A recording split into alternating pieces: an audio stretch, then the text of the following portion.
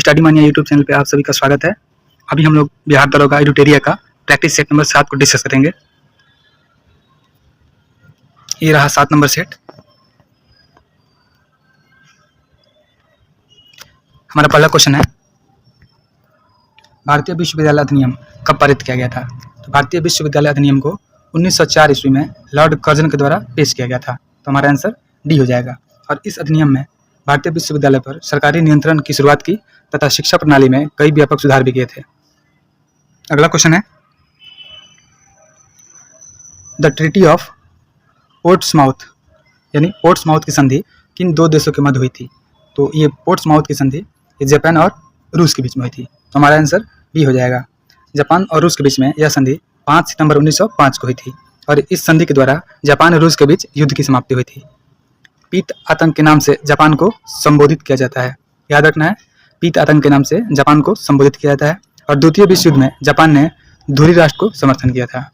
और जापान में आधुनिकीकरण की प्रक्रिया की शुरुआत ये मुत्सुहितो ने किया था। मुत्सुहितो ने जापान में आधुनिकीकरण की प्रक्रिया की शुरुआत किया था। अगला क्वेश्चन है, काकतीय राजवंश का संस्थापक निम्नलिखित में से कौन था?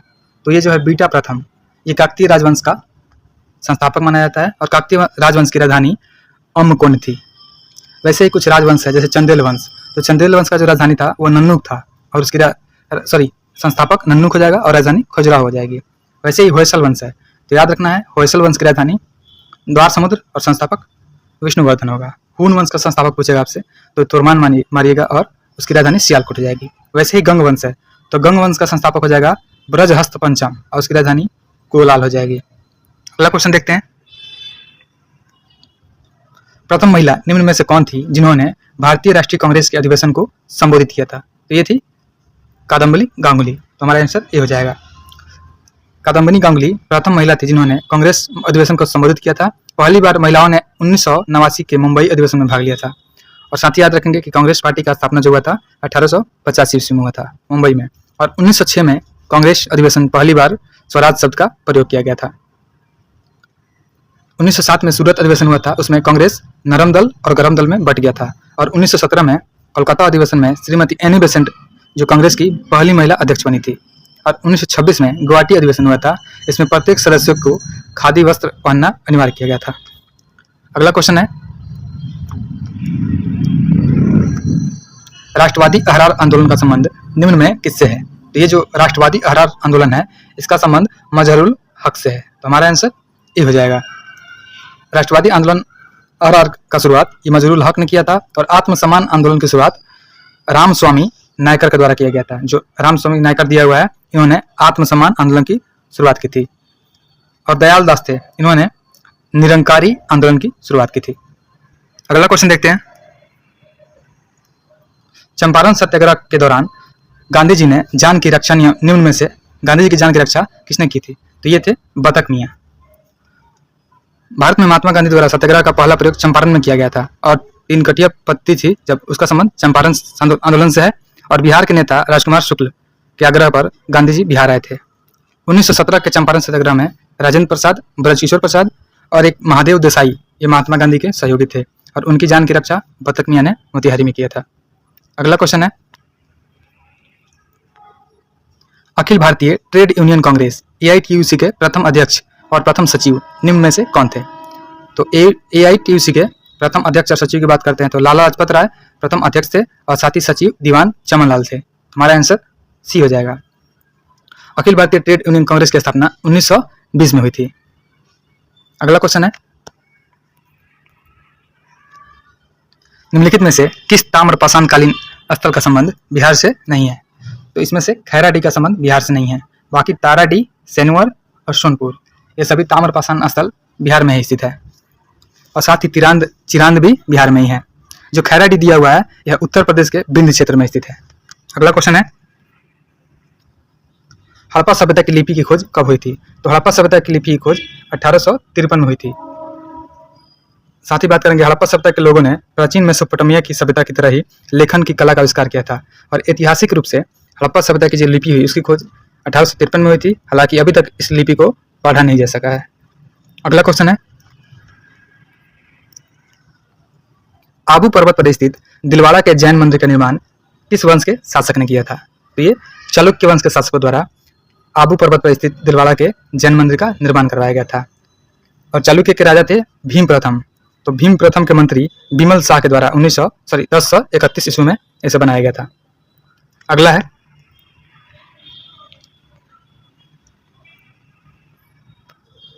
दिल्ली सल्तनत के किस शासक का मूल नाम उलुग खां था? तो ये बलवन था। बलवन का मूल नाम जो था उलुग खां था। और बलवन दिल्ली सल्तनत पर सर्वाधिक समय तक शासन किया था। इसका शासनकाल 1266 से लेकर के 1287 तक था। और यह जाति से तुर्क था। इसके पिता उच्च श्रेणी के सरदार थे। इसने मंगोलों के आक्रमण के रोकथाम हेतु सुदृढ़ दुर्गों का निर्माण करवाया था। और इसने सिजदा और पैबोस पत्ती का भी परिचालन शुरू किया था। अगला क्वेश्चन है, निम्न कथनों पर विचार कीजिए। तो अलाई दरवाजा में अवस्थित गुंबद वैज्ञानिक ढंग से पहला निर्मित गुंबद है, ये सही है। जलालुद्दीन खिलजी ने सीरी को अपना राजधानी बनाया, ये स्टेटमेंट गलत हो जाएगा। तो हमारा आंसर ये हो जाएगा। देखते हैं, जो अलाउद्दीन खिलजी ने कुतुब मीनार के पास एक स्थान सीरी है, उसको अपना राजधानी बनाया था, ये स्टेटमेंट गलत हो जाएगा। पर मृत्यु होने के कारण वह उक्त कार्य को नहीं कर सका था, तो इसलिए स्टेटमेंट गलत होगा। लेकिन उसने कुतुब मीनार के एक प्रवेश द्वार को और जुड़वाया और अलाई दरवाजा के नाम से वो प्रसिद्ध हुआ था। तो इसलिए हमारा आंसर सिर्फ ए सही होगा। अगला क्वेश्चन है, किस वर्ष राजीव गांधी खेल रत्न पुरस्कार का नाम बदलकर मेजर ध्यानचंद खेल रत्न अवार्ड कर दिया गया था? 2021 में राजीव गांधी खेल रत्न पुरस्कार का नाम बदल करके मेजर ध्यानचंद खेल रत्न अवार्ड कर दिया गया था। और इस पुरस्कार का नामकरण मोदी सरकार के द्वारा किया गया था। अगला क्वेश्चन है, यूरोपीय आर्थिक क्षेत्र EEA में यूरोपीय संघ के देशों के अतिरिक्त कौन कौन शामिल है? तो इसमें आइसलैंड, नॉर्वे और लिechtenstein ये सभी शामिल हो गए। हमारा आंसर डी हो जाएगा। जो यूरोपीय संघ है, इसकी स्थापना 1993 में की गई थी और इसका मुख्यालय ब्रुसेल्स में है। और इसके अंतर्गत यूरोपीय आर्थिक क्षेत्र आता है, जिसमें यूरोपीय संघ के देशों के साथ साथ आइसलैंड, नॉर्वे और लिechtenstein भी शामिल है। अगला क्वेश्चन है, पराक्रम दिवस प्रतिवर्ष कब मनाया जाता है? तो जो पराक्रम दिवस होता है, ये प्रत्येक वर्ष 23 जनवरी को मनाया जाता है और यह सुभाष चंद्र बोस के जयंती के दिवस मनाया जाता है। साथ ही याद रखेंगे, जैसे हिंदी दिवस होता है, विश्व हिंदी दिवस, यह 10 जनवरी को मनाया जाता है। थल सेना दिवस 15 जनवरी को मनाया जाता है। राष्ट्रीय बालिका दिवस ये 24 जनवरी को मनाया जाता है। और सर्वोदय दिवस ये 23 जनवरी को मनाया जाता है। और एक होता है विश्व वन्य जीव दिवस, इसको 3 मार्च को मनाते हैं। अगला क्वेश्चन है, कर्पूरी ठाकुर को किस वर्ष सर्वोच्च नागरिक सम्मान भारत रत्न से सम्मानित किया गया था? तो कर्पूरी ठाकुर को 2024 में भारत रत्न दिया गया है। भारत सरकार द्वारा 2024 में कुल 5 व्यक्तियों को भारत रत्न दिया गया है। उसमें कर्पूरी ठाकुर हैं, नरसिम्हा राव हैं, लालकृष्ण आडवाणी हैं, चौधरी चरण सिंह हैं और MS स्वामीनाथन हैं। हमारा अगला क्वेश्चन है, शाहजहांनामा किसकी कृति है? तो जो शाहजहांनामा है, इसके लेखक हैं इनायत खां। शाहजहां के जीवन पर आधारित है शाहजहांनामा और इनायत खान ने इसकी रचना की है। वैसे अब्दुल हमीद लाहौरी शाहजहां के शासनकाल का राजकीय इतिहासकार था और उसने अपनी पुस्तक बादशाहनामा में शाहजहां कालीन इतिहास का वर्णन किया है। अगला क्वेश्चन है, निम्न में किस इकाई का मूल्य कागजी स्वर्ण पेपर गोल्ड के रूप में जाना जाता है? तो ये होता है SDR। हमारा आंसर ये होगा। SDR जो होता है, इसको कागजी स्वर्ण के रूप में जाना जाता है और इसे किसी देश के विदेशी मुद्रा भंडार के अंतर्गत रखा जाता है। SDR होता है, इसको IMF द्वारा 1969 में अपने सदस्य देशों के लिए आरक्षित संपत्ति के रूप में बनाया गया था। अगला है, फिलिप्स वक्र दर्शाता है। जो फिलिप्स वक्र होता है, ये मुद्रास्फीति और बेरोजगारी को दर्शाता है। हमारा आंसर सी हो जाएगा। W फिलिप्स थे, इन्होंने फिलिप्स वक्र को प्रतिपादित किया था और ब्रिटेन में 1861 से 1950 तक के आधुनिक आंकड़ों पर आधारित है। फिलिप्स वक्र जो है, बेरोजगारी की दर, मौद्रिक मजदूरी में वृद्धि और मुद्रास्फीति की दर में के संबंध स्थापित करता है। अगला क्वेश्चन है,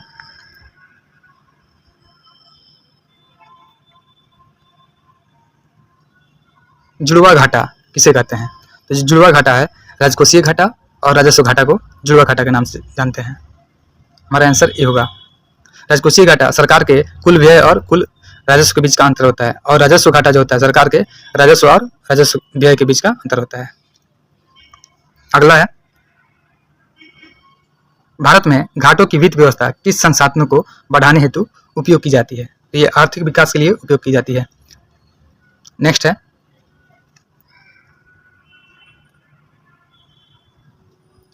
सरकार के पूंजीगत प्राप्तियों में निम्न में क्या शामिल है?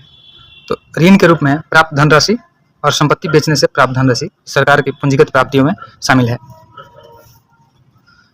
और भी कुछ शामिल है, जैसे जो शेयर पूंजी होता है, लाभांश होता है, ऋण होता है, अनुदान, संपत्ति की बिक्री और पूंजीगत अनुदान, विदेशी निवेश और आंतरिक संचय, ये सभी सरकार के पूंजीगत प्राप्ति में शामिल किए जाते हैं। अगला क्वेश्चन है, भारत का प्रथम मल्टी मॉडल लॉजिस्टिक पार्क का निर्माण किस राज्य में किया जा रहा है? तो भारत का पहला मल्टी मॉडल लॉजिस्टिक पार्क का निर्माण ये तमिलनाडु में किया जा रहा है। और रिलायंस इंडस्ट्रीज ने चेन्नई के निकट भारत के प्रथम मल्टी मॉडल लॉजिस्टिक पार्क का निर्माण शुरू भी कर दिया है। इसका लक्ष्य है कुशल, लागत प्रभावी और मूल्यवर्धित लॉजिस्टिक सेवाओं तथा कार्गो एकत्रीकरण आदि के सुगम बनाना। नेक्स्ट है, किस संस्थान द्वारा प्रगति 2024 कार्यक्रम का शुरुआत किया गया है? तो ये CCRS यानी केंद्रीय आयुर्वेद अनुसंधान परिषद के द्वारा प्रगति कार्यक्रम 2024 का शुरुआत किया गया है। प्रगति का फुल फॉर्म होता है फार्मा रिसर्च इन आयुर्विज्ञान एंड टेक्नो इनोवेशन, और CCRS जो है आयुष मंत्रालय का एक स्वायत्त निकाय है। अगला क्वेश्चन है, किस सुरंग को देश के सबसे ऊंची सुरंग के रूप में आधिकारिक पहचान मिली है? तो ये है सेला सुरंग। सेला सुरंग जो है अरुणाचल प्रदेश में है और यह असम से गुवाहाटी को अरुणाचल प्रदेश के तवांग से जोड़ता है। सेला सुरंग को इंटरनेशनल बुक ऑफ ऑनर द्वारा भारत के सर्वोच्च सुरंग का दर्जा प्राप्त है और यह 13,000 फीट की ऊंचाई पर स्थित है, याद रखना है। अगला क्वेश्चन है, भारत का पहला संविधान पार्क का उद्घाटन कहाँ किया गया है? तो भारत के पहले संविधान पार्क का उद्घाटन ये पुणे में किया गया है और यह पार्क एकता एवं संविधान के वर्णित मूल्यों के अनुपालन के प्रति प्रतिबद्धता का प्रतीक है। अगला क्वेश्चन है, भारत के प्रथम खगोल पर्यटन अभियान को क्या नाम दिया गया है? तो जो भारत का खगोल पर्यटन अभियान है इसको नक्षत्र सभा नाम दिया गया है और आंसर ये हो जाएगा। उत्तराखंड पर्यटन विकास परिषद एवं स्टार स्कीम द्वारा आरंभ की गई नक्षत्र सभा का एक नवीन खगोलीय पर्यटन पहल है और इसका उद्देश्य है एक व्यापक खगोलीय अनुभव प्रदान करना। यह जून 2024 के मध्य में आरंभ होकर 2025 तक चलेगी, जिसमें उत्तराखंड में इमर्सिव इवेंट आयोजित किए जाएंगे। नेक्स्ट है, हाल ही में किस देश के द्वारा 6G डिवाइस लॉन्च किया गया है? तो ये जापान के द्वारा 6G डिवाइस को लॉन्च किया गया है। नेक्स्ट है,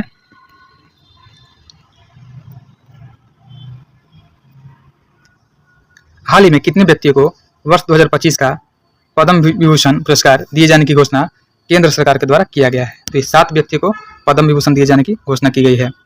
टोटल पद्म पुरस्कार जो है 139 व्यक्ति को दिया जाएगा, जिसमें से 7 व्यक्तियों को पद्म विभूषण दिया जाएगा और उसमें शामिल है दुवर नागेश्वर रेड्डी चिकित्सा के क्षेत्र से, न्यायमूर्ति हैं सेनानिवृत्त श्री जगदीश सिंह खेहर ये सार्वजनिक मामलों के लिए, और श्रीमती कुमुदनी रजनीकांत लाखिया कला क्षेत्र में, लक्ष्मी नारायण सुब्रमण्यम कला क्षेत्र में, MT वासुदेवन नायर मरणोपरांत है ये शिक्षा और साहित्य में, ओसामू सुजुकी मरणोपरांत है ये व्यापार और उद्योग से संबंधित है, शारदा सिन्हा को दिया जाएगा मरणोपरांत एक कला क्षेत्र में।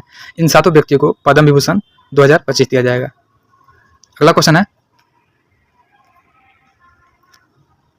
अंतर्राष्ट्रीय बुकर पुरस्कार 2024 किसने जीता है? तो ये है जेनी एर्पेनबेक, ये अंतर्राष्ट्रीय बुकर पुरस्कार 2024 जीती है। और जो अंतर्राष्ट्रीय बुकर पुरस्कार है इसकी शुरुआत 2005 में किया गया था और 2024 में यह पुरस्कार ये जर्मनी की लेखिका जेनी एर्पेनबेक को दिया गया है। उनकी पुस्तक है कैरोस के लिए दिया गया है। और माइकल हॉफमैन ने इस पुस्तक को जर्मन से अंग्रेजी भाषा में अनुवाद किया था। तो याद रखना है कि जो कैरोस पुस्तक है जेनी एर्पेनबेक का, इसको जर्मन से इंग्लिश में ट्रांसलेट किया था माइकल हॉफमैन ने। अगला क्वेश्चन है, 10वां विश्व जल मंच का आयोजन कहाँ किया गया है? तो 10वां विश्व जल मंच का आयोजन यह बाली में किया गया है। हमारा आंसर ये हो जाएगा। यह 18 मई से 25 मई तक इंडोनेशिया के बाली में किया गया और इसका थीम था साझी समृद्धि के लिए जल। याद रखना है 10वां विश्व जल मंच का आयोजन बाली में हुआ और उसका थीम था साझी समृद्धि के लिए जल। अगला क्वेश्चन है, हाल ही में भारत और किस देश ने चबाहार बंदरगाह के संचालन के लिए 10 साल के अनुबंध पर हस्ताक्षर किए हैं? तो ये ईरान हो जाएगा। भारत और ईरान ने चबाहार बंदरगाह के लिए संचालन के लिए 10 साल के अनुबंध पर हस्ताक्षर किए हैं और चबाहार बंदरगाह जो है ये ईरान में स्थित है। अगला क्वेश्चन है, विश्व आर्थिक मंच के यात्रा एवं पर्यटन विकास सूचकांक 2024 में भारत की रैंकिंग क्या है? तो विश्व आर्थिक मंच के यात्रा एवं पर्यटन विकास सूचकांक में भारत का स्थान जो है ये 39वें नंबर पे है और इसमें शीर्ष देश है टॉप पे अमेरिका। अगला क्वेश्चन है, कौन सा देश भारत की रुपये सेवा को शुरू करने की घोषणा की है? तो ये मालदीव हो जाएगा जो रुपये सेवा को शुरू करने का घोषणा किया गया। और इस रणनीति का उद्देश्य अमेरिकी डॉलर पर निर्भरता कम करना और क्षेत्रीय वित्तीय एकीकरण में सुधार लाना। अगला है, हाल ही में सुप्रीम कोर्ट बार एसोसिएशन का अध्यक्ष किसे बनाया गया है? तो अभी सुप्रीम कोर्ट बार एसोसिएशन का अध्यक्ष कपिल सिब्बल को बनाया गया है। ऑप्शन ए से हो जाएगा, और वह चौथी बार एससीबीए के अध्यक्ष होंगे। अगला है, अमृत भारत स्टेशन योजना के तहत बिहार के कितने रेलवे स्टेशनों के पुनर्विकास के लिए आधारशिला रखी गई है? तो ये बिहार के 33 स्टेशन रेलवे स्टेशन में शामिल होंगे। अमृत भारत स्टेशन योजना के तहत प्रधानमंत्री मोदी ने ईसीआर यानी पूर्व मध्य रेलवे क्षेत्र में बिहार के 33 रेलवे स्टेशन का पुनर्विकास और 72 अन्य परियोजनाओं के निर्माण की आधारशिला रखी है। अमृत भारत स्टेशन योजना जो है भारत सरकार की एक महत्वाकांक्षी परियोजना है, जिसका उद्देश्य रेलवे स्टेशनों को विश्व स्तरीय बनाना है।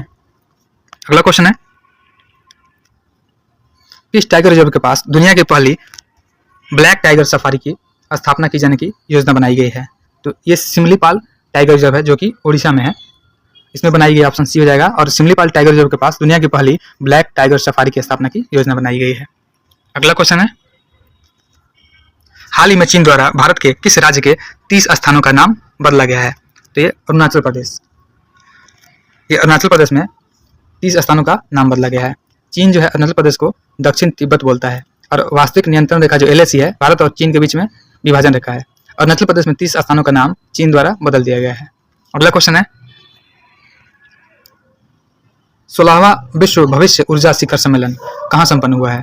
तो ये आबू धाबी में संपन्न हुआ है। 16वां विश्व भविष्य ऊर्जा शिखर सम्मेलन संयुक्त अरब अमीरात की राजधानी आबू धाबी में संपन्न हुआ है, और इसका उद्देश्य है वैश्विक जलवायु कार्यवाही, नवीकरणीय ऊर्जा, ऊर्जा सुरक्षा और सतत विकास जैसे प्रमुख मुद्दों पर बातचीत को बढ़ावा देना। नेक्स्ट है,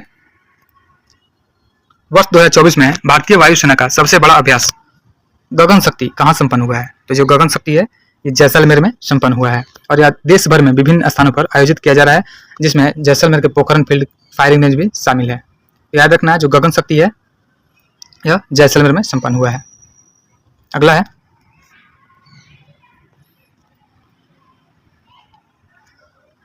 किस रोग से होने वाली मौतों को समाप्त करने के उद्देश्य से अफ्रीकी देशों के स्वास्थ्य मंत्रियों ने हाल ही में याओंडे घोषणा पत्र का समर्थन किया है? तो ये मलेरिया से होने वाली मौतों को समाप्त करने के उद्देश्य से अफ्रीकी देशों के स्वास्थ्य मंत्रियों ने हाल ही में याओंडे घोषणा का समर्थन किया है, और इसके तहत 11 अफ्रीकी देशों ने मलेरिया से होने वाली मौतों को खत्म करने का फैसला किया है। याओंडे अफ्रीकी देश कैमरून की राजधानी है। याद रखना है, अफ्रीकी देश कैमरून की राजधानी याओंडे होगा। अगला क्वेश्चन है, किस ओलंपिक में 128 साल बाद क्रिकेट को शामिल किए जाने की घोषणा की गई है? तो ये लॉस एंजल्स जो 2028 में ओलंपिक होगा उसमें 128 साल बाद क्रिकेट को शामिल किया जाएगा। अगला क्वेश्चन है, select the appropriate idiom phrase kitty corner. तो किटी कॉर्नर का मतलब होता है things located diagonally opposite each other. हमारा आंसर डी हो जाएगा। नेक्स्ट है, इसमें अपोजिट मीनिंग देखना है, एंटोनिम्स। तो दिया है स्कॉलरली, इसका हो जाएगा इग्नोरेंट। हमारा आंसर डी हो जाएगा। स्कॉलरी होता है, इसका मतलब होता है विद्वतापूर्ण, और इग्नोरेंट का मतलब होता है अज्ञानता, इसलिए अपोजिट में इग्नोरेंट हो जाएगा। बाकी दिया हुआ इसमें कल्टिवेट दिया, उसका मतलब होता है सुसंस्कृत, उसके बाद लर्नड है मतलब सीखना, तो परफेक्ट आंसर बी हो जाएगा इग्नोरेंट। अगला है वैफलिंग। वैफलिंग का हो जाएगा कॉम्प्रिहेंसिबल, क्योंकि वैफलिंग का मतलब होता है विस्मयकारी। अगला क्वेश्चन है, मैं कलम से लिखता हूं इस वाक्य में कौन सा कारक है? तो मैं कलम से लिखता हूं इस वाक्य में करण कारक है। करण कारक जो होता है इसका शाब्दिक अर्थ होता है साधन। वाक्य में कर्ता जिस साधन या माध्यम से क्रिया करता है उसको करण कहते हैं। तो इसमें लिखा हुआ है कलम, कलम जो है साधन है, कलम से लिखता हूं इसलिए करण कारक होगा। अगला क्वेश्चन है,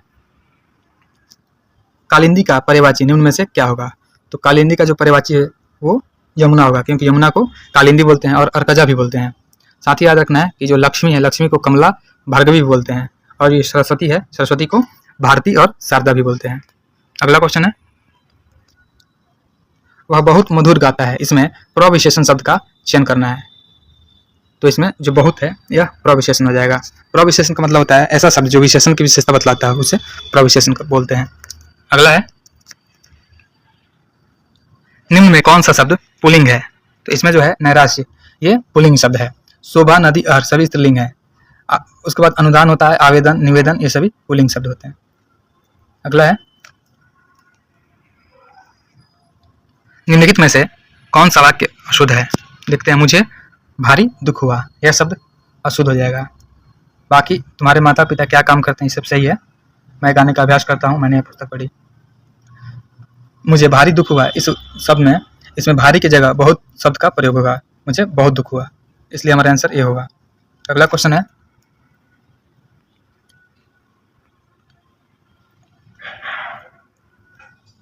निम्नलिखित कथनों में से कौन सा कथन सत्य है? तो गर्म जलधारा प्रायः भूमध्य रेखा से ध्रुवों की ओर चलती है, यह स्टेटमेंट बिल्कुल सही है।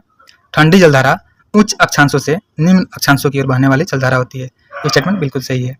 कोरियोलिस बल के प्रभाव के कारण जलधाराएं उत्तरी गोलार्ध से अपनी बाईं ओर तथा दक्षिणी गोलार्ध से अपनी दाईं ओर, ये अपोजिट दिया हुआ है, तो हमारा आंसर ए सही हो जाएगा। जो गर्म जलधारा होती है प्रायः भूमध्य रेखा से ध्रुव की ओर चलती है, और ठंडी जलधारा होती है वह उच्च अक्षांश से निम्न अक्षांश की ओर बढ़ती है।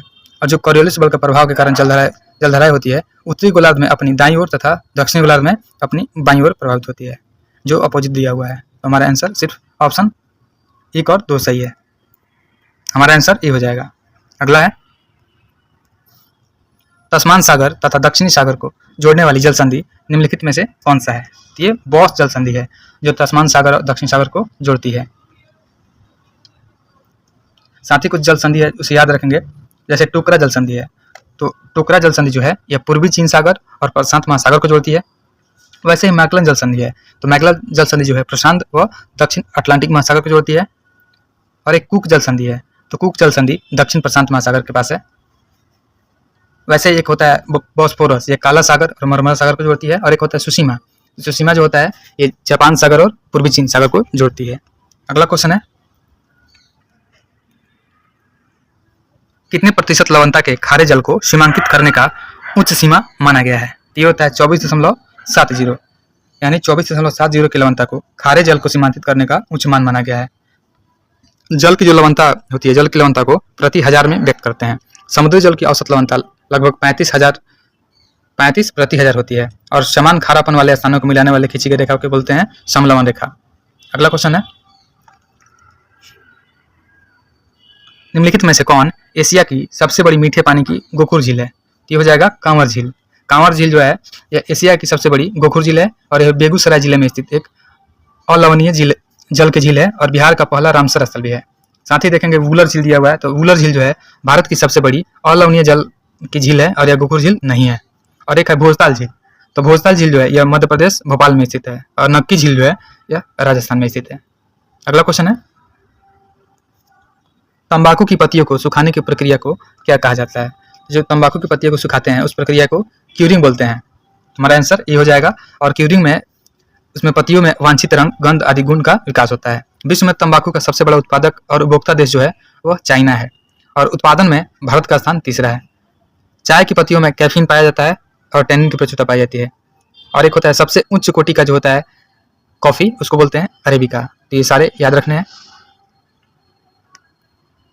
अगला क्वेश्चन है, देश में पहला लौह इस्पात कारखाना कब स्थापित किया गया था? तो देश का पहला लौह इस्पात कारखाना 1874 ईस्वी में स्थापित किया गया था। यह बराक नदी किनारे कुल्टी नामक स्थान पर बंगाल में बंगाल आयरन वर्क्स BIW के रूप में स्थापित किया गया था। और देश में सबसे बड़े पैमाने कारखाना 1907 ईस्वी में झारखंड के सोनरेखा नदी एवं खरकई नदी के संगम के समीप में स्थापित किया गया था। भारतीय लौह इस्पात कंपनी की स्थापना 1918 ईस्वी में पश्चिम बंगाल की दामोदर घाटी में हीरापुर नामक स्थान पर किया गया था। अगला क्वेश्चन है, निम्नलिखित में से कौन सा उष्णकटिबंधीय घास का मैदान नहीं है? तो इसमें जो पैम्पास है ये उष्णकटिबंधीय घास का मैदान नहीं होगा। उष्णकटिबंधीय घास का मैदान जो होता है, तो उष्णकटिबंधीय घास का मैदान भूमध्य रेखा के दोनों तरफ उष्णकटिबंधीय क्षेत्र में फैला होता है, और इस घास के मैदान को अलग अलग देशों में अलग अलग नाम से जानते हैं। जैसे सवाना है, ये पूर्वी अफ्रीका में इसको सवाना बोलते हैं। कंपोस्ट है, ब्राजील में कंपोस्ट बोलते हैं, और वेनेजुएला में लानोस बोलते हैं। एक होता है शीतोष्ण कटिबंधीय घास का मैदान। यह शीतोष्ण कटिबंधीय घास का मैदान जो होता है मध्य अक्षांशीय क्षेत्र और महाद्वीपों के भीतर भागों में पाया जाता है। जैसे पैम्पास अर्जेंटीना में पाया जाता है, ये शीतोष्ण याद रखना है। और दक्षिण अफ्रीका में एक है वेल्ड, ये भी शीतोष्ण है। ऑस्ट्रेलिया में डाउन्स है, ये भी शीतोष्ण है। और मध्य एशिया में स्टेपी है, ये भी शीतोष्ण है। अगला क्वेश्चन है, वर्ष 2011 की जनगणना के अनुसार सर्वाधिक 10 की वृद्धि वाले केंद्र शासित प्रदेश कौन सा है? तो ये हो जाएगा दादर एवं नगर हवेली। 2011 की जनगणना के अनुसार दादर नगर हवेली में 55.9% वृद्धि हुई थी। वहीं दूसरे स्थान पर दमन एवं दीव हो जाएगा 53.8%। उसके बाद पुदुचेरी तीसरे स्थान पर होगा 28.1% की 10 की वृद्धि हुई थी। और न्यूनतम 10 की वृद्धि वाला अगर देखेंगे केंद्र शासित प्रदेश तो वो लक्षद्वीप हो जाएगा। सर्वाधिक जनसंख्या वाला केंद्र शासित प्रदेश देखेंगे तो दिल्ली हो जाएगा और न्यूनतम जनसंख्या वाला केंद्र शासित प्रदेश लक्षद्वीप हो जाएगा। वहीं सर्वाधिक जनसंख्या घनत्व वाला यूटी केंद्र शासित प्रदेश देखेंगे तो दिल्ली हो जाएगा और न्यूनतम जनसंख्या घनत्व वाला केंद्र शासित प्रदेश देखेंगे तो अंडमान निकोबार द्वीप समूह हो जाएगा। अगला क्वेश्चन है, विश्व आपदा नियंत्रण दिवस निम्नलिखित में से किस तिथि को मनाया जाता है? तो ये जो होता है विश्व आपदा नियंत्रण दिवस यह 13 अक्टूबर को मनाया जाता है। और जो 16 अक्टूबर है तो 16 अक्टूबर को विश्व खाद्य दिवस मनाते हैं, 19 नवंबर को विश्व शौचालय दिवस मनाते हैं और 14 दिसंबर को राष्ट्रीय ऊर्जा संरक्षण दिवस मनाते हैं। याद रखेंगे 13 अक्टूबर को विश्व आपदा नियंत्रण दिवस, 16 अक्टूबर को विश्व खाद्य दिवस, 19 नवंबर को विश्व शौचालय दिवस और 14 दिसंबर को राष्ट्रीय ऊर्जा संरक्षण दिवस। अगला क्वेश्चन है, कावला वन्य जीव अभयारण्य निम्नलिखित में से किस राज्य में स्थित है? तो कावला वन्य जीव अभयारण्य है ये तेलंगाना में स्थित है। याद रखना ये केवला नहीं कावला है, जो केवला बोलेगा तो राजस्थान में हो जाएगा। तो कावला वन्य जीव अभयारण्य जो है तेलंगाना में है। ऐसे याद रखना है जैसे कैमूर वन्य जीव अभयारण्य है ये बिहार में है, अबोहर अभयारण्य पंजाब में है, डाम्फा अभयारण्य मिजोरम में है, सुल्तानपुर अभयारण्य हरियाणा में है और कुंभलगढ़ अभयारण्य जो है ये राजस्थान में स्थित है। हमारा अगला क्वेश्चन है,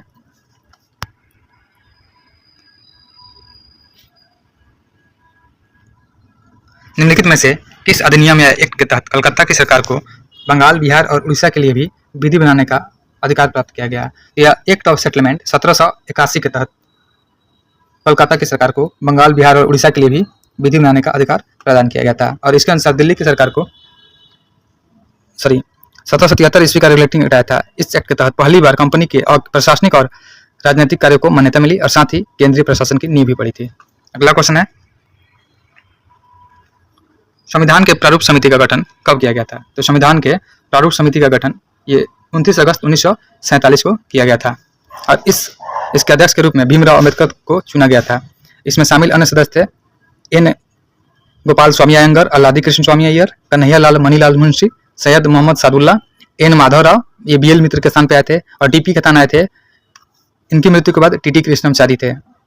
और साथ ही याद रखेंगे 13 दिसंबर 1946 को जवाहरलाल नेहरू के द्वारा उद्देश्य प्रस्ताव भी पेश किया गया था और 22 जनवरी 1947 को जवाहरलाल नेहरू के द्वारा पेश किए गए उद्देश्य प्रस्ताव को स्वीकार भी किया गया था। 3 जुलाई 1947 ईस्वी को भारतीय संविधान सभा की कुल सदस्य संख्या 324 नियत की गई, जिसमें 235 स्थान प्रांतों के लिए और 89 स्थान देशी रियासतों के लिए दिए गए थे। अगला क्वेश्चन है, भारतीय संविधान में राष्ट्रपति के निर्वाचक मंडल की व्यवस्था निम्नलिखित में से किस देश के संविधान से लिया गया है? तो ये आयरलैंड से लिया गया है। आयरलैंड से नीति निर्देशक तत्व लिए गए हैं और राष्ट्रपति द्वारा राज्यसभा में साहित्य, कला, विज्ञान और समाज सेवा इत्यादि क्षेत्र में ख्याति प्राप्त व्यक्तियों का मनोनयन ये भी आयरलैंड से लिया गया है।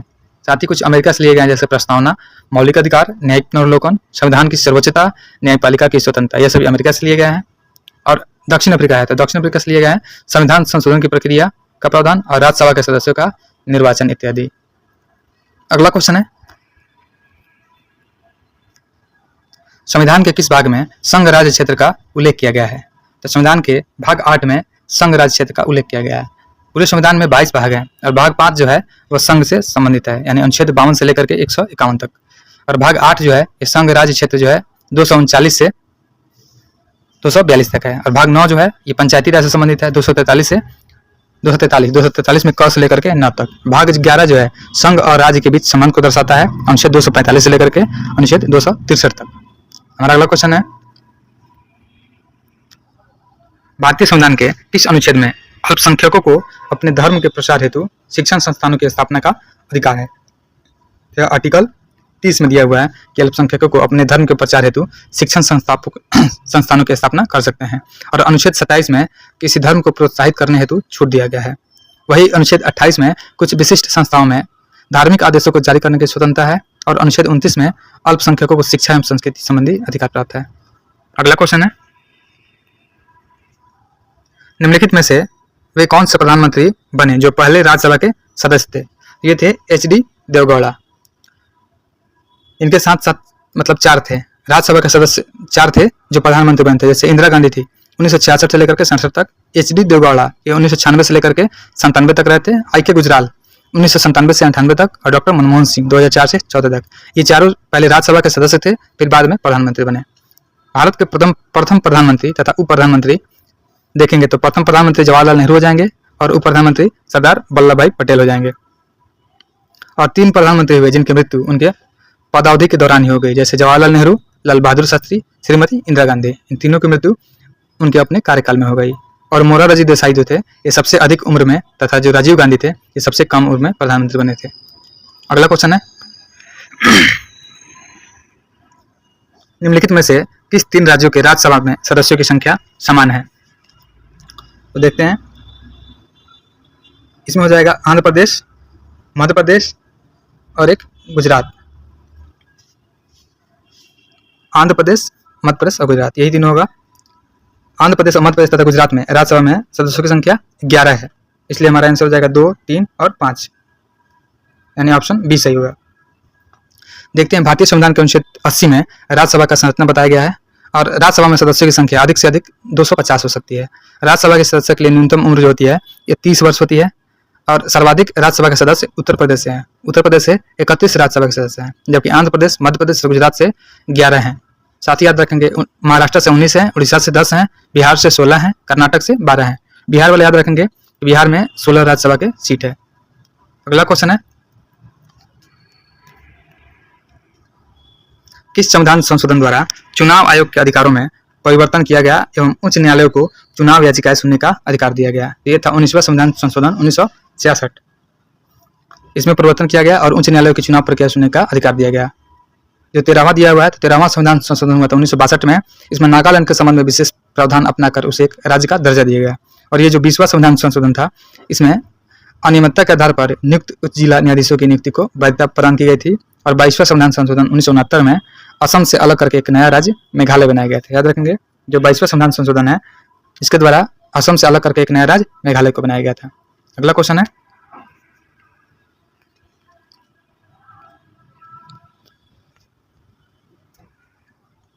पंचायती राज व्यवस्था के संबंध में निम्नलिखित में से कौन सा कथन गलत है? तो 73वां संविधान संशोधन पंचायती राज से संबंधित है। पंचायती राज का शुभारंभ राजस्थान के नागौर जिला से किया जाता है, सही है। लॉर्ड कर्जन को भारत में स्थानीय स्वशासन का पिता कहा जाता है, यह गलत हो जाएगा क्योंकि रिपन को स्थानीय स्वशासन का पिता कहा जाता है, इसलिए हमारा आंसर सी गलत होगा, असत्य पूछा है। और पंचायत का सदस्य बनने के लिए न्यूनतम आयु जो होती है 21 वर्ष होती है। आगे देखते हैं। हाँ, साथ ही याद रखेंगे कि पंचायती राज व्यवस्था में सुधार के लिए कुछ समिति बनाई गई थी जो 1957 में बनाई गई थी, बलवंत राय मेहता समिति। यह त्रिस्तरीय थी, 3 स्तर की थी। और जो अशोक मेहता समिति थी यह द्विस्तरीय थी, 1977 में आई थी। और एक था JB के राय समिति और LM सिंधवी समिति, ये भी दोनों पंचायती राज से संबंधित है। 73वां संविधान संशोधन के बाद पंचायती राज अधिनियम का निर्माण करने वाला प्रथम राज्य होगा वह कर्नाटक हो जाएगा, याद रखना है। अगला क्वेश्चन है, राष्ट्रपति, प्रधानमंत्री, उपराष्ट्रपति के निधन पर संपूर्ण देश में राष्ट्रीय ध्वज को कितने दिनों तक झुका दिया जाता है? तो जब राष्ट्रपति, प्रधानमंत्री या उपराष्ट्रपति की मृत्यु होती है तो राष्ट्रीय ध्वज को 12 दिनों के लिए झुका दिया जाता है। और जबकि पूर्व राष्ट्रपति, पूर्व प्रधानमंत्री और पूर्व उपराष्ट्रपति का निधन होता है तो 7 दिनों के लिए राष्ट्रीय ध्वज को झुकाया जाता है। साथ ही याद रखेंगे कि राष्ट्रीय ध्वज को संविधान सभा में हंस मेहता ने प्रस्तुत किया था और भारत के संविधान सभा ने राष्ट्रीय ध्वज का प्रारूप 22 जुलाई 1947 को अपनाया था। अगला क्वेश्चन है, लेंस के संबंध में निम्नलिखित में से कौन सा कथन सही है? तो उत्तल लेंस की क्षमता को धनात्मक संख्या के रूप में दर्शाया जाता है, सही है। और अवतल लेंस की क्षमता को ऋणात्मक संख्या में दर्शाया जाता है, ये भी सही है। तो हमारा आंसर सी हो जाएगा, 1 और 2 दोनों सही है। अगला क्वेश्चन है, निम्नलिखित में से किन तरीकों द्वारा उष्मा स्थानांतरण के लिए किसी माध्यम की आवश्यकता नहीं होती है? तो ये विकिरण होता है। विकिरण द्वारा उष्मा स्थानांतरण के लिए किसी माध्यम की आवश्यकता नहीं होती है। ऊर्जा जो किसी स्रोत से आती है और प्रकाश की गति से अंतरिक्ष में यात्रा करती है, इसमें तरंग जैसा गुण होता है और इसे विद्युत चुंबकीय तरंग भी कहा जाता है। और एक होता है संवहन। संवहन में क्या होता है कि तरल पदार्थ होता है, जैसे गैस और द्रव पदार्थों के अंदर अणुओं के संचालन द्वारा उष्मा ट्रांसफर होता है। और एक चालन होता है, वह प्रक्रिया जिसके द्वारा निकटतम परमाणुओं या अणुओं के बीच टकराव के माध्यम से जो उष्मा ऊर्जा होती है वो ट्रांसफर हो जाती है, उसको चालन बोलते हैं। अगला क्वेश्चन आता है 73, किसी धारावाही चालक से जुड़े चुंबकीय क्षेत्र की दिशा ज्ञात करने के लिए निम्नलिखित में से किस नियम का उपयोग किया जाता है? तो मैक्सवेल का जो कॉर्क स्क्रू नियम है, इसका उपयोग धारावाही चालक से जुड़े चुंबकीय क्षेत्र की दिशा ज्ञात करने के लिए किया जाता है।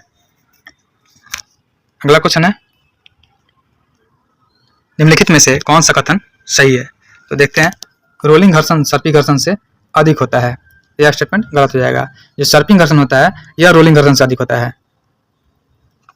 नेक्स्ट है, द्रव द्वारा लगाए गए घर्ष बल को कर्षण यानी ड्रैग बोलते हैं। यह स्टेटमेंट सही है, तो हमारा आंसर बी हो जाएगा, केवल 2।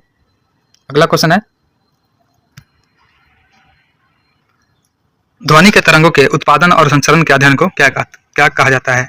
तो इसे बोलते हैं अकॉस्टिक। ध्वनि के तरंगों के उत्पादन और संचरण के अध्ययन को अकॉस्टिक बोलते हैं। और जो ऑप्टिक्स है यह भौतिक विज्ञान की वह शाखा है जो दृश्य और अदृश्य प्रकाश के गुणों और घटनाओं से संबंधित होता है। और जो फोटोनिक्स होता है यह प्रकाश और अन्य प्रकार की दीप्तिमान ऊर्जा का अध्ययन करता है और इसकी क्वांटम इकाई फोटोन होती है। और एस्ट्रोफिजिक्स जो होता है इसमें अंतरिक्ष विज्ञान की शाखा है जो ब्रह्मांड को समझने के लिए भौतिक और रासायनिक विज्ञान के नियमों को लागू करती है। अगला क्वेश्चन है, टोकामक नामक उपकरण निम्नलिखित में से किस प्रकार के ईंधन से संबंधित है? जो टोकामक नामक उपकरण है यह परमाणु ईंधन से संबंधित होता है। अगला क्वेश्चन है,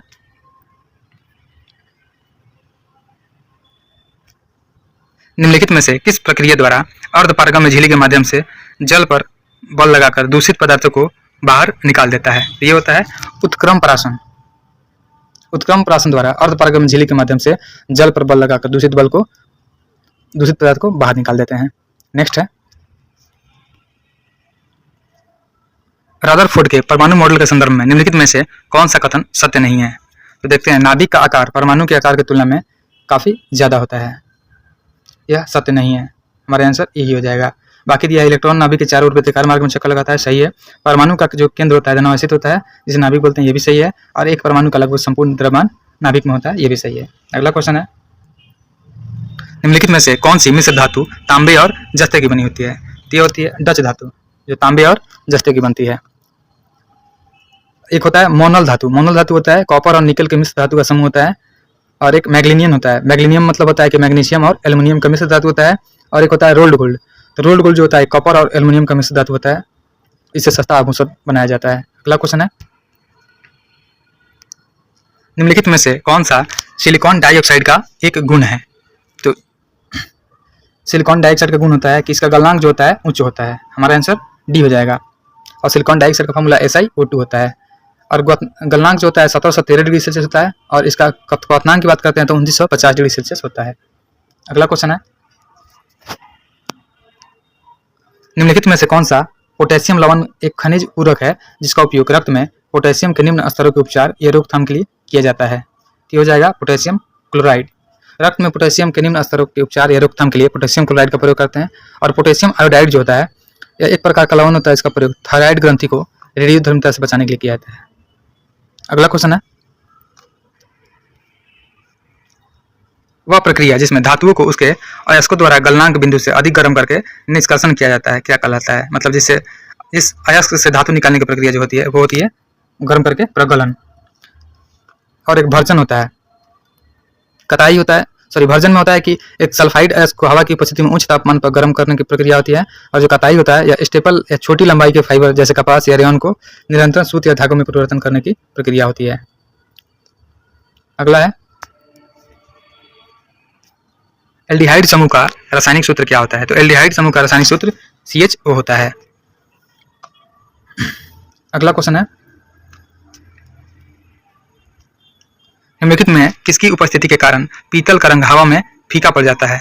तो ये हाइड्रोजन सल्फाइड होता है। हवा में हाइड्रोजन सल्फाइड की उपस्थिति के कारण पीतल का जो रंग होता है वो फीका पड़ जाता है। और इसका उपयोग शल्य क्रिया में पट्टियों के रूप में होता है। इससे मूर्तियां या मूर्तियों के सांचे भी बनाए जाते हैं। नेक्स्ट है, निम्नलिखित में से कौन सा कथन यौगिक के बारे में सत्य नहीं है? तो इसमें यौगिकों में एक परिवर्तनशील संरचना होती है, यह स्टेटमेंट सही नहीं है। तो हमारा आंसर डी हो जाएगा। बाकी यह प्रत्येक नए पदार्थ की रचना हमेशा निर्धारित होती है, सही है। घटकों को केवल रासायनिक या विद्युत रासायनिक अभिक्रिया के द्वारा अलग किया जा सकता है, ये भी सही है। और तत्व जो नए यौगिक बनाने के लिए अभिक्रिया करते हैं, ये भी सही है। अगला क्वेश्चन है,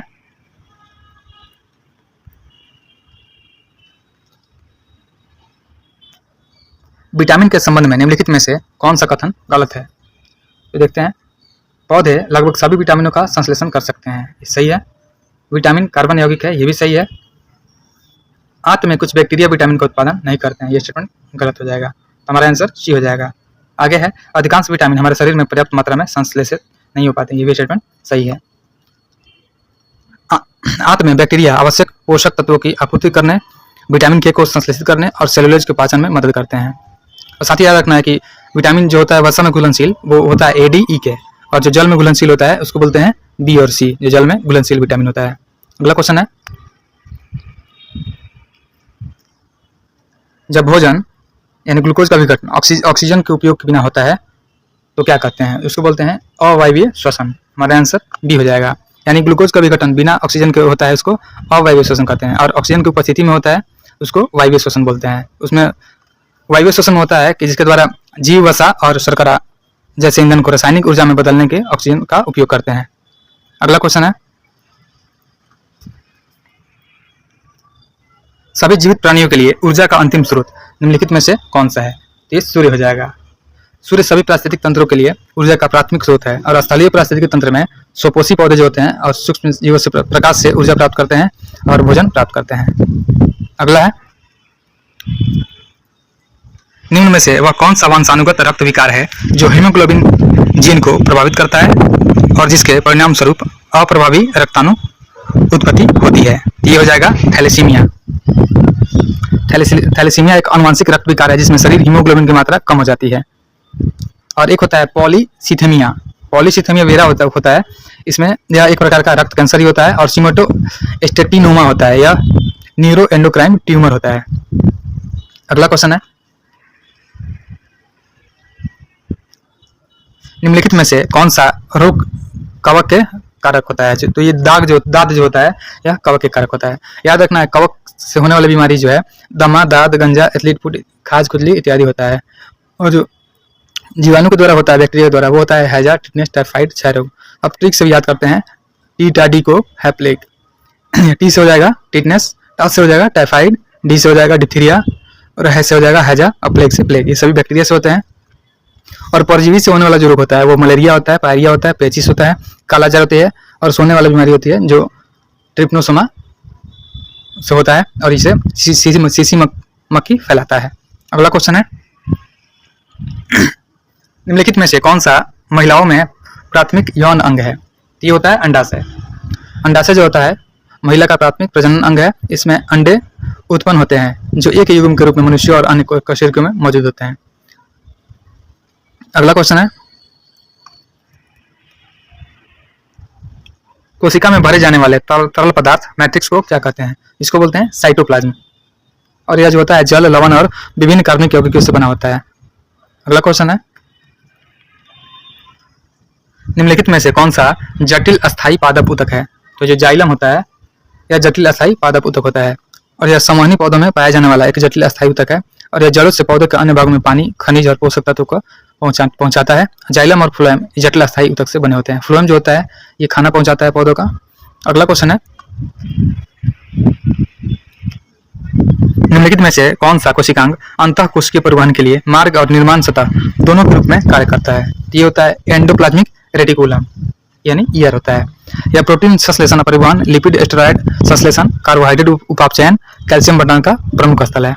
और ये अंतःप्रद्रवी जालिका जो होती है दो प्रकार की होती है, एक स्मूथ होता है और एक रफ होता है। अगला क्वेश्चन है, जटिल खाद्य पदार्थ किसकी सहायता से सरल पदार्थों में टूट जाते हैं? तो ये एंजाइम होते हैं जिसकी सहायता से जटिल खाद्य पदार्थ सरल पदार्थों में टूट जाते हैं। कुछ एंजाइम याद रखेंगे, जैसे लाइपेज।